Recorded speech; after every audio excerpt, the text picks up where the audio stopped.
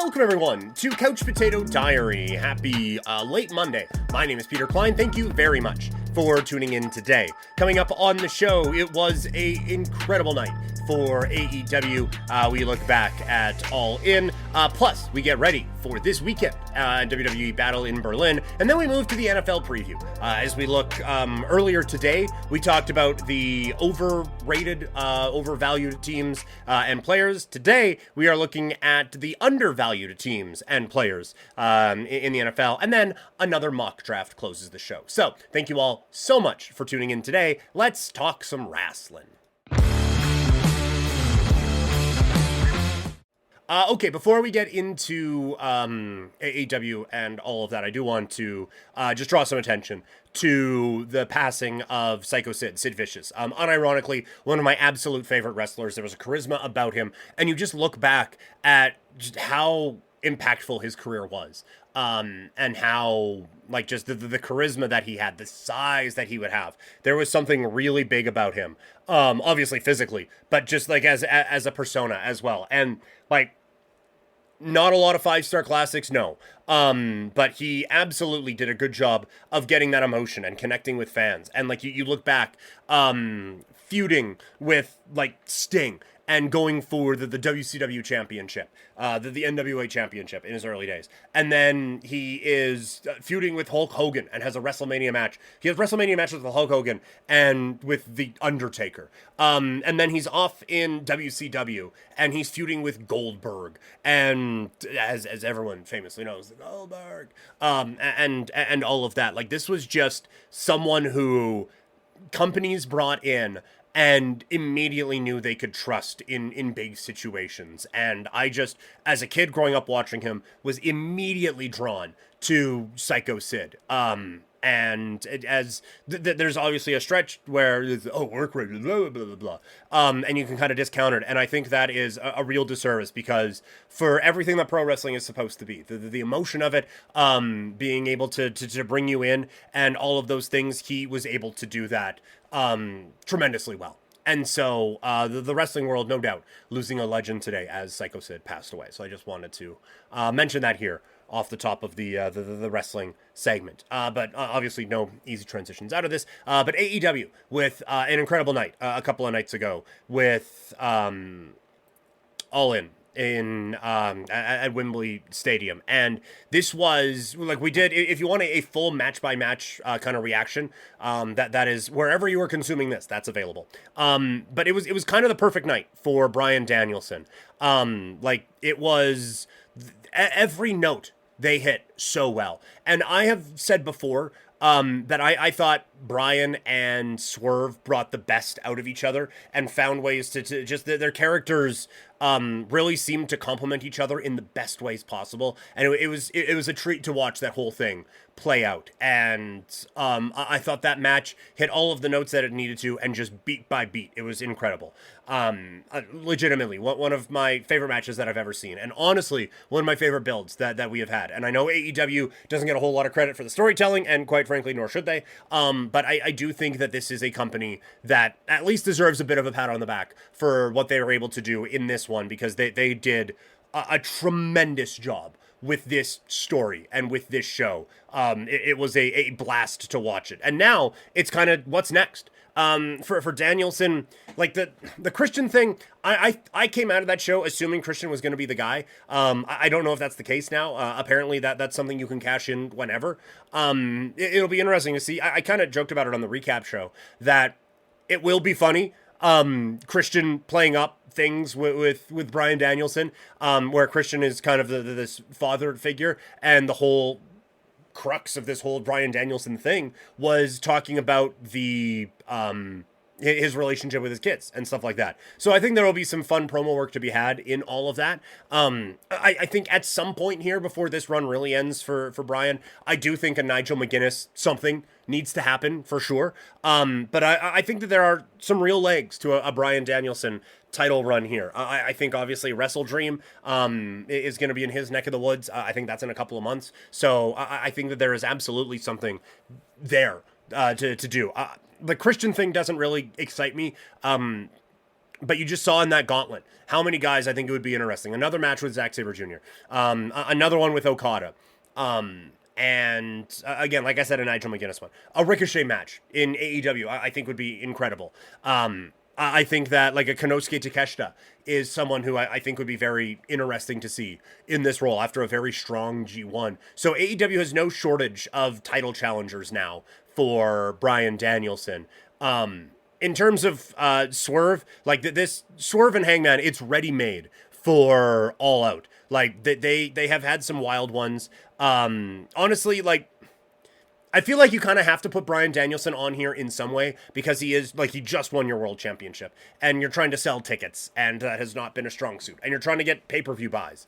And that can be difficult. And so to just not have Bryan Danielson on the show would be tough. But I will say, and I have said this before, and there's no inside whatever on this, I do think that AEW someday is going to try another exploding barbed wire death match. And I think, like, where else do Swerve and Hangman have to go with that? With their feud that they've done, like you had one of these guys drink the other guy's blood and spit it into the air. That's where we are at with this. And so I think this is kind of the last thing that you have to do is this exploding barbed wire death match. And so I do think that maybe that's the last frontier. And it's weird to build that up over a couple of weeks, but this has been a long-term feud. I think you can main event All Out with this one. It's in Chicago in a couple of weeks. This is not just a feud that's thrown together last minute. This is something that has been building for a very long time. And so that's why I think that maybe you main event it with that, and Bryan either sits it out or is involved in a multi-man match or something along those lines. Other things that I kind of wonder coming out of AEW All In, as we get ready for All Out coming up, is there one more time for Nigel McGuinness? Like, what is the follow-up for that coming off of what was a really, really cool moment at All In, where he got his Wembley moment and got to perform for a while in the Casino Gauntlet? I don't think that we're going to see Nigel McGuinness every week wrestler, nor should we. That this should be a once, twice, three times a year attraction sort of a thing in Nigel McGuinness. But I do think that there is a cachet among hardcore wrestling fans, and if there isn't with your regular base, you can build that up pretty quick because you have the ROH library that you can go to. But I do think that Nigel McGuinness in somewhat of a wrestling role would be very interesting. Ospreay MJF, I think that needs to be done for a bit now. I think that, like, the one thing about the Tiger Driver is, like, it can't just be this, oh man, I'm worried I crippled him. Anyway, he's back next week.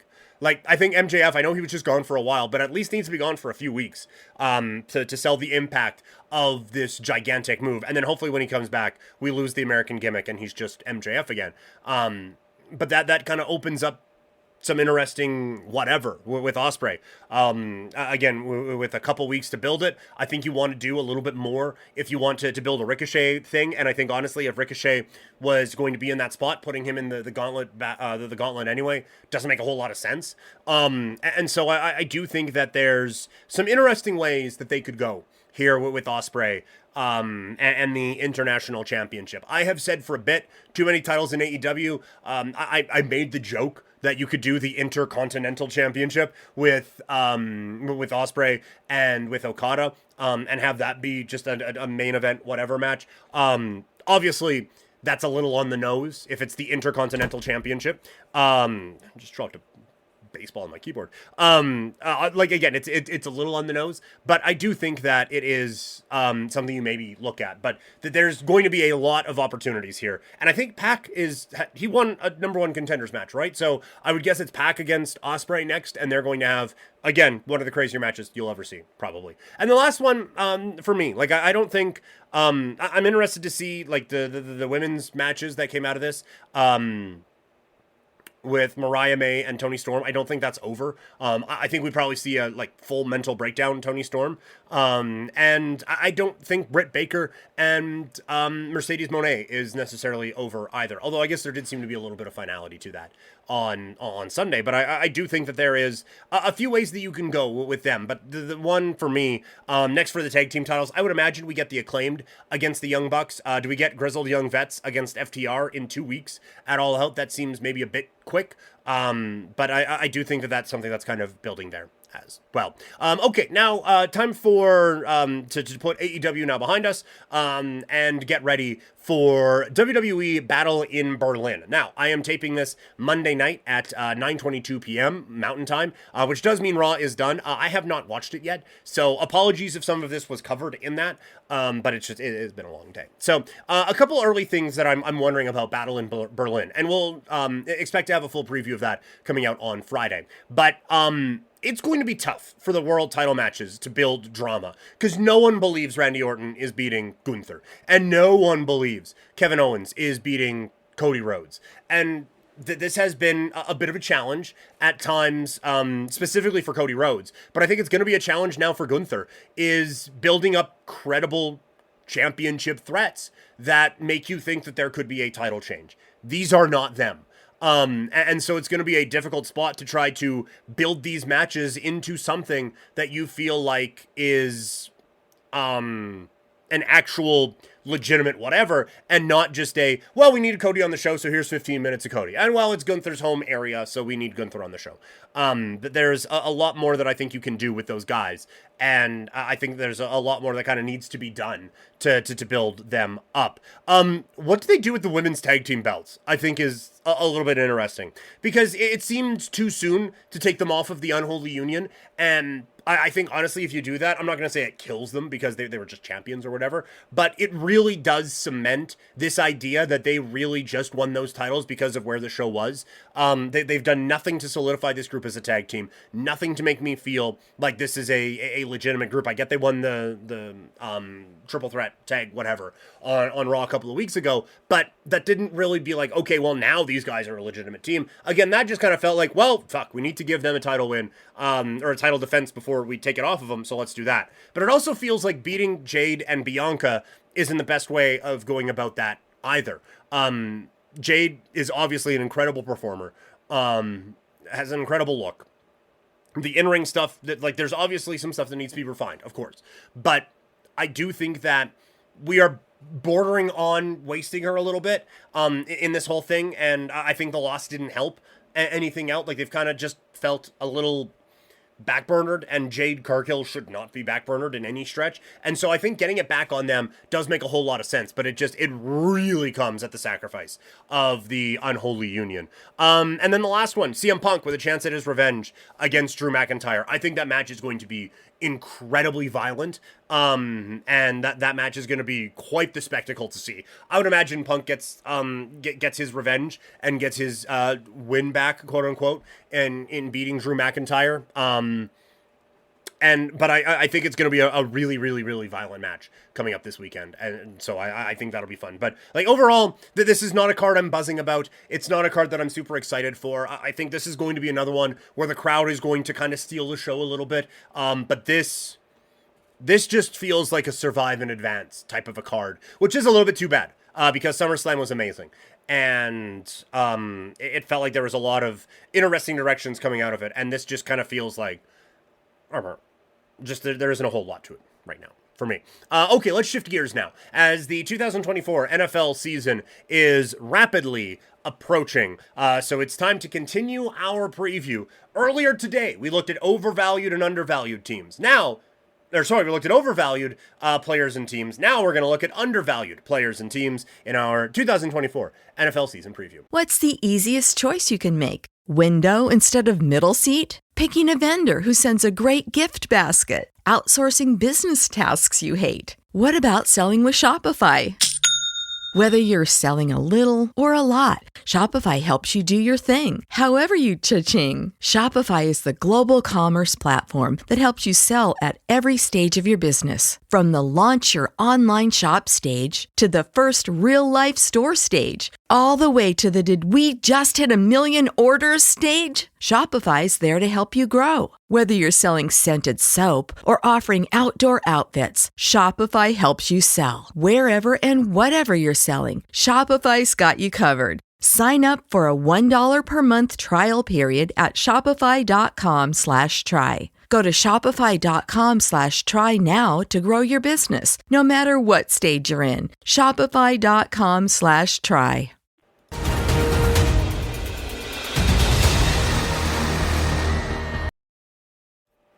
Nothing is always quicker than I think it's going to be. The NFL season, just about here. Our previews continue today as we look at the why do I keep screwing this up? The undervalued teams and the undervalued players. Teams from a betting standpoint, players from a fantasy standpoint. So let's begin. Undervalued, we have the Miami Dolphins. Their over-under sits at 9.5. And I mentioned before, they are a team that I'm worried I am wrong about. They lost a lot. Admittedly, they lost a lot. In terms of players. And also at the end of the season, they lost a lot of games, and that cost them a division. I think if they don't have that real collapse at the end of the year, we are viewing this team quite a bit differently. They still have a track team on offense. And Tua, for some of his faults, still gets the ball out very, very quickly. And their home field advantage is still an advantage. And defensively, they were really banged up last year, and they lose Christian Wilkins to the Raiders, and that hurts them. But they replace him with Calais Campbell, who's fine. I don't think that this team takes a gigantic step back. And I think, honestly, like when you look at the division, the Patriots aren't going to do anything. And the Buffalo Bills are probably a little bit worse than they were last year. Yes, the Jets might be a little bit better. But I think the Dolphins, I think people are just sleeping on them right now. And so I think at 9.5, like the thought of this team, 9 and 8, it certainly seems within a realm of possibilities. But I'm really like 10 wins. 10 and 7 is all I need to get over on this. Yeah, I will take the over on Miami. Coming in at 4, the Minnesota Vikings. They won 7 games last year, and they basically had me playing quarterback. Now, like Sam Darnold is not anything to write home about. I do think he's better than what they had a season ago, though. And I do think that growth, incremental that it may be, is just enough to get Justin Jefferson to be good, and that's probably enough to win 8 games. Now, the one thing, this division is expected to be good. The Bears are, I think, going to be an improved team. The Packers, I think, could take another step forward, and the Lions could make it to the Super Bowl. So this division is going to be tough, and that is where it could become a little bit challenging for Minnesota to maybe get over this number. But I think with adding Aaron Jones and adding a bit of a dynamic piece to this passing game, Addison doesn't sound like there's going to be a suspension. And Justin Jefferson is the best receiver in the league. So I think that offense is going to be enough to at least win them a few of these games and get us over that number. At 3, the Tennessee Titans, their total's at 6.5. A lot of people sleeping on the Titans, I think. Will Levis was not good last year, but I feel like a lot of that was offensive line related. Now, I don't think this kid's going to come out and be Tom Brady or anything like that, but I think he's going to be serviceable. And they've added a few veteran weapons around him. I'm not a big Tony Pollard fan, but I think Tyjae Spears is great anyway. Dustin Hopkins, wow. Nuke Hopkins is quite good. Calvin Ridley as a 2 is fine. But the main thing is that they have invested high draft capital on offensive linemen in the last 2 years. If that hits, these guys might actually be all right. And defensively, they were awful last year. And losing Mike Vrabel is not a notch in our favor for sure. But they added quite a few veteran pieces to this defense that I think are going to help kind of raise the floor of it a little bit. The 85 Bears, this will not be. But this is going to be, I think, a serviceable defense, which I do think is an improvement over what they've had there the last couple of years. So I actually think that there is quite a bit of room for Tennessee to go over this number at 6.5. Another team, number 2 on our list, the Arizona Cardinals, also at 6.5. This defense was one of the least talented defensive units that you had in the NFL last year. They have at least added some serviceable pieces to that defense. They have also are also going to face, I think, a easier schedule when it comes to offenses that they play this year. And then on the offensive side, it was kind of Trey McBride and nothing. Kyler Murray came back mid-season and was tremendous. So getting a full season of him with McBride, you add Harrison, who does feel kind of ready-made as a wide receiver, and you allow this team to kind of grow into that. I just feel like they're, with a couple of running backs as well that you like in Benson, DeMarcado, and then obviously Connor, I feel like there are some pieces here that this team, I'm not going to say like Cinderella run or anything like that, but I don't think this is going to be one of the worst teams in the league this year. I really don't. So I think Arizona very much undervalued right now at 6.5. And the number one team that I think is being underrated or undervalued or whatever you want to put is the Green Bay Packers at 9.5 wins. They had such a lack of talent on the defensive side of the football and such a lack of talent as a defensive coordinator. They have now brought in, I think, an improvement on as a defensive coordinator. They've brought in some better players on the defensive side as well. And I think we are assuming Jordan Love in a second season here as a starter, there's going to be some maturing to his game. Some maturing needs to happen. He was incredibly talented, but he got better as that season went on last year. And he still made some dumb mistakes, and we saw that in the playoffs. If he can correct some of that, I think you're going to see some real talent jumps in some of these wide receivers and help this team grow. I think the world of the Lions this year. I think the Packers could win this division. That's how good I think this team is. They can make a real run this year. And so I have the Green Bay Packers as my most undervalued team in the NFL this season. Shifting gears to fantasy football. Looking at the most undervalued players now in fantasy. Let's start at number 5. Chase Brown, 105th overall, RB36. This is a kid who I think flashed a lot of potential in his time last year. And now you are telling me that all he has to do to get the lion's share of carries in his backfield is beat Zach Moss. I feel pretty good about that. I think Chase Brown has a real opportunity to become the 1A in this backfield. But even then, I think one of the things that is really interesting to me this year is, like, we don't have dominant high-level running back. Like we have dominant high-level running backs, but not in the way we did with Adrian Peterson, where he's getting 1 billion carries a game and all of that.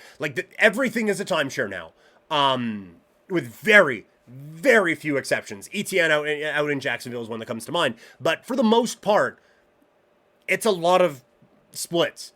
And I feel like the perceived back half of those splits are being really undervalued this year. And I think the first two on this list, Chase Brown here, and then the next one, Raheem Mostert at 77th overall and RB25, I think they are both being significantly undervalued. I think Mostert is going to start the season as the 1A. Now, we all expect Devon Achane to be incredible, but he was last year, and Mostert still led the league in touchdowns. That's probably not going to happen, but I feel like you are baking in all of the potential downside and almost none of the upside in Raheem Mostert. If you're getting him at RB25, that's your third running back.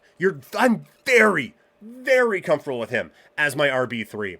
Coming in at number 3, and honestly, it's a quarterback that I have even overlooked when we've been doing these mock drafts. It's Jordan Love, 72nd overall, quarterback 9. You look at all the weapons he has to play around with in Green Bay. It is another year of him in this offense. It is another year of him maturing as a quarterback and kind of figuring out what throws to make, what throws not to make, and try to limit some of those. And again, he got better as that season went on last year. And so I think a full season coming off of that development, off of all that learning, with a number of young receivers kind of maturing with him, I think is really going to do wonders for this kid's fantasy stock this year. So I have him as one of the more undervalued players this year.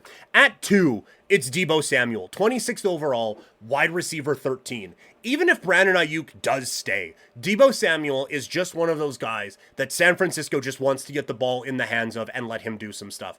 I think this is one of the most talented players in the NFL. He is absolutely one of my favorite players to watch, and you see the Raiders jersey behind me. That is not an easy thing to have come out of my mouth, given the rivalry with these two organizations. But he is genuinely one of my favorite players to watch. And so there is some bias, but he is someone they can use in so many ways. And if Ayuk isn't there, I think that does kind of expand his opportunities. And even if Ayuk isn't there, it draws some attention. Either way, Deebo Samuel is so tough to defend and so tough to bring down and part of a very creative and dynamic offense. I don't know why things have shifted away from viewing Deebo Samuel as one of the more talented players in the league.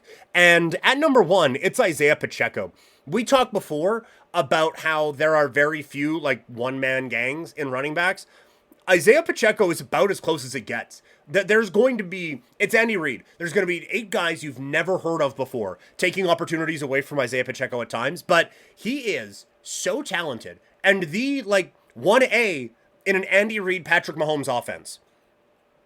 that gets you like the third overall pick some years. The fact that he is going to be going as an RB2 right now and at 24th overall is astounding to me. So I think there is some great value in being able to get Pacheco, who again, maturing, developing, is kind of hitting what is shockingly enough the peak of a running back. I think that there is a lot to be excited about with Isaiah Pacheco, and so that is why he is my most undervalued player in fantasy this year. I said at the top that we were going to do a mock draft. I think we're going to actually skip that. We're already almost half an hour in, and those have been running 15, 20 minutes anyway, and I feel like we've lost some of the digestible content stuff with these, so we're going to pause that. We have a ton of mock drafts coming up this week anyway, so we are going to probably move that one to tomorrow, and we're going to have a couple multi-mock days to get us to the end of the week. So we will push mock draft number 9 into tomorrow's show, and we'll do a couple of mock drafts there. So that's what we're going to do. So that's going to do it. Thank you guys so much for tuning in. Wherever you are consuming this, make sure you subscribe. That helps me out a lot. If you are watching, make sure you like it. If you are listening, make sure you review it. Follow me on social media. I am at Primetime Klein, and I will talk to all of you later. Have a great day, everybody.